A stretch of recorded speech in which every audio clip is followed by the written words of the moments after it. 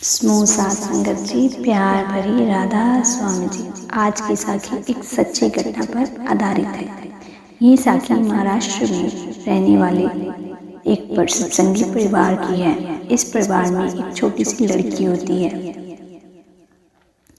जब ये लड़की छोटी सी थी तो ये अपने माता पिता संग रोज सत्संग सुनती, ब्यास जाती, सेवा करती। इस लड़की को छोटी सी उम्र में ही रूहानियत मार्ग अच्छा लगने लगा। ये बहुत खुश रहती। जैसे जैसे समय बीतता गया ये लड़की बड़ी हो गई। जब इसके माता पिता अभ्यास पर बैठते तो ये भी उनके साथ बैठ जाया करती।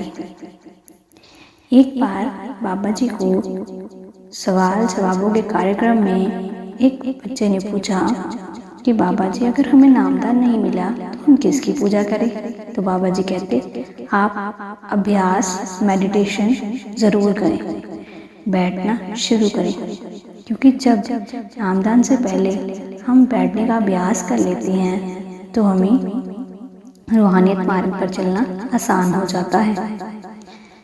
तो ये लड़की भी अपने माता पिता संग अभ्यास के समय बैठ जाती। अब जब ये बड़ी हुई तो इसे नामदान की बख्शीश हो गई। ये बाबा जी के अनुसार ब्रह्म मुहूर्त पर अपने माता पिता संग नामदान के लिए बैठना इसने शुरू कर दिया।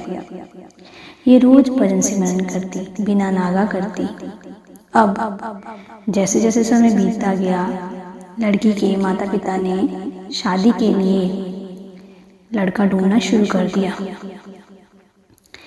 उसके माता पिता ने बहुत सारे लड़के देखे, पर हर पिता का सपना होता है कि उसकी लड़की को ऐसा परिवार मिले जिसमें कोई भी प्रकार की कमी ना हो। तो उन्हें मुंबई शहर में एक बिजनेसमैन परिवार मिला, पर यह परिवार सत्संगी नहीं था। बाबा जी से सत्संग सवाल जवाब के कार्यक्रमों में फिर से एक प्रश्न किया गया कि बाबा जी, हम सत्संगी हैं, क्या हम गैर सत्संगी परिवार के साथ रिश्ता रख सकते हैं, शादी कर सकते हैं? तो बाबा जी ने हंसकर जवाब दिया, सत्संगी और गैर सत्संगी कौन होते हैं? परमात्मा की नज़र में हम सब एक हैं, बल्कि हमें प्रेम पूर्वक गैर सत्संगी परिवार को भी सत्संग में जोड़ लेना चाहिए। तो हमसे अच्छा इंसान कोई नहीं है। उनको परमार्थ मार्ग पर लेकर आना बहुत बड़ा कर्म है। तो ये बातें अपने जहन में रखती हुई लड़की ने अपने पिताजी को हाँ कर दिया। अब लड़की की शादी हो गई। अब हमें पता है कि शादी के बाद एक लड़की का पूरा जीवन बदल जाता है। उसको ससुराल वालों के कहने के अनुसार ही चलना पड़ता है। तो ये लड़की भी वैसा ही करने लगी। सुबह उठती, घर के काम काजों में लग जाती। जब भी अभ्यास पर बैठती तो इसे कभी आवाज़ पड़ जाती। जब भी अभ्यास पर बैठती तो इसे कोई काम याद आ जाता। बाबा जी अक्सर अपने सत्संग में कहते हैं कि जब भी हम परमात्मा के सिमरन के लिए बैठेंगे तो हमारा मन तरह तरह के कार्य हमारे सामने लाकर खड़ा कर देगा। हमने अपने मन को भटकने नहीं देना, अभ्यास करते रहना है, मन को मित्र बना लेना है। अब ये लड़की कभी इससे भजन सिमरन पर बैठा जाता तो कभी नहीं बैठा जाता, कभी कुछ समय के लिए बैठा रहता।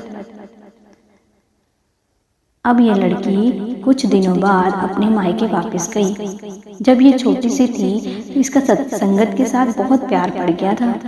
संगत भी इस लड़की को बहुत प्यार करती थी। एक आंटी इस लड़की को इसके घर मिलने आई जब ये मायके में थी। आंटी जी ने पूछा कि बेटा सफ़र कैसा चल रहा है? तो लड़की रोने लग पड़ी।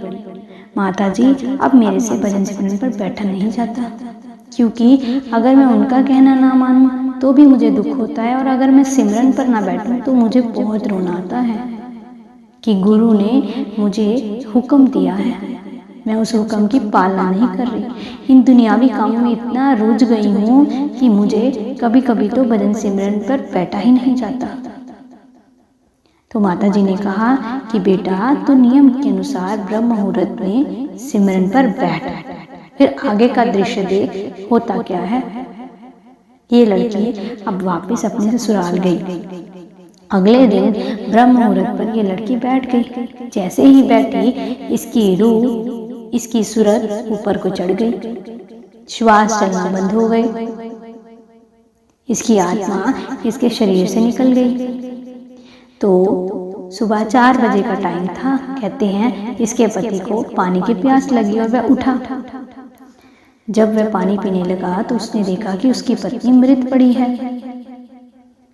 तो वह सोचने लगा कि आज तो मेरी दिल्ली पर मीटिंग है और मुझे बहुत बड़ी डील करनी है, और अगर मैंने अभी से शोर मचाना शुरू कर दिया, रोना धोना शुरू कर दिया, तो मेरी डील कैंसिल हो जाएगी। तो मैं क्या करूं? तो उसने अपने पत्नी को वैसे ही पड़ा रहने दिया और जाकर नहाने लगा। इतनी सुबह वह काम पर जाता नहीं था, पर उसे लगा कि जैसे जैसे दिन निकलने लगा, कोई ना कोई अगर उसकी पत्नी को देख लेगा तो रोना धोना शुरू हो जाएगा और मेरी डील कैंसिल हो जाएगी। उसने कपड़े डाले, अपने खाना वाना तैयार किया और भाग गया। अब ये लड़की की आत्मा देख रही थी।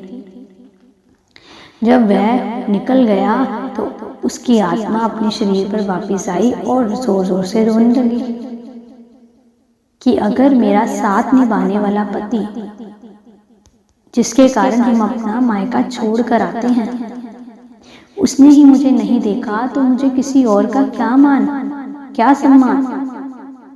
गुरु